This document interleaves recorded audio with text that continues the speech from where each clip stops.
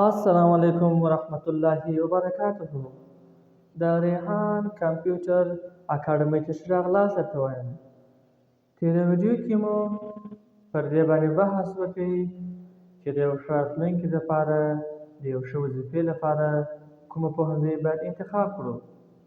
نننۍ ویډیو کې غواړم پر دې موضوع باندې وضاحت وړاندې کړم. هغه کسان چې غواړي د لیسانس او یا هم ماسټري ډیګري ترلاسه کړي د هغوی لپاره ځینې لارښوونې. لومړی غواړم چې هره پوهنځي او د هغې اړوند وظیفې او مشخصات تاسو ته واضح کړم چې تاسو په خپله خوښه ځان د پوهنځي انتخاب کړئ.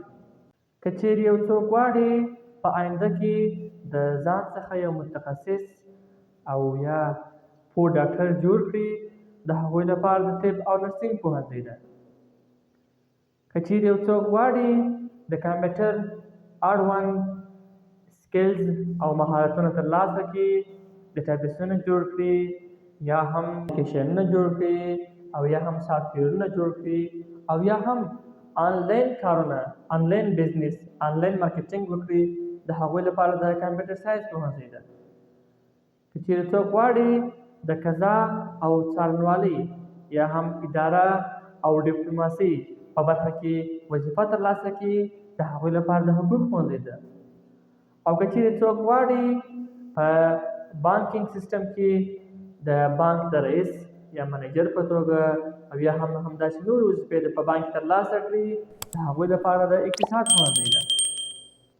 او که چیرې څوک غواړي په ساختماني چارو کې وظیفه ترلاسه کړي، د هغوی لپاره انجینرینګ پوهنځی ده. دا ټولې پوهنځي او د هغې اړوند وضاحت او وظایف شول. انتخاب په تاسو پورې اړه لري. مهمه خبره دا ده کله چې تاسو کوم پوهنځی شروع کوئ، د هغوی لپاره د ټولو مهمه او لومړۍ خبره هغه دا ده چې تاسو باید داسې پوهنځی انتخاب کړئ چې د هغه سره تاسو علاقه او شوق وي. داسې پوهنځی چې تاسو په هغه کې خپل روښانه آینده وینئ، او داسې پوهنځی چې تاسو غواړئ په هغه برخه کې سکلز او مهارت ترلاسه کړئ. ځکه که چیرې تاسو زړه نازړه یو داسې پوهنځی انتخاب کړئ چې د هغو سره تاسو شوق او علاقه نه وي، تاسو نشئ کولی چې په هغې پوهنځي کې پرمختګ وکړئ.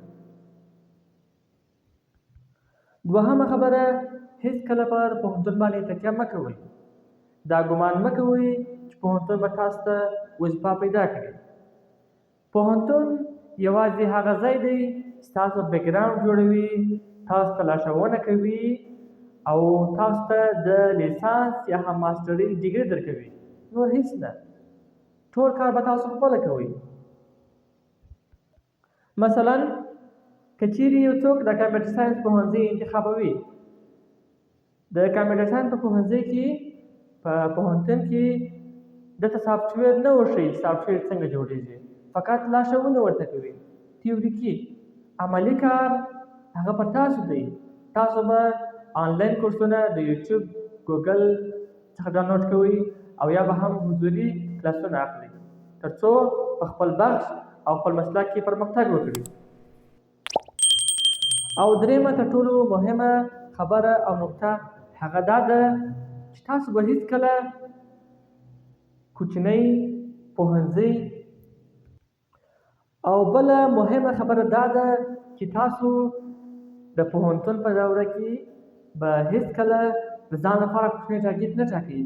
مثلا چې زه غواړم په آینده کې د پوهنتون یو استاد شم، تاسو به د ځان لپاره غټ ټارګېټ ټاکئ، غټ هدف، او په ځان به باور پیدا کوئ.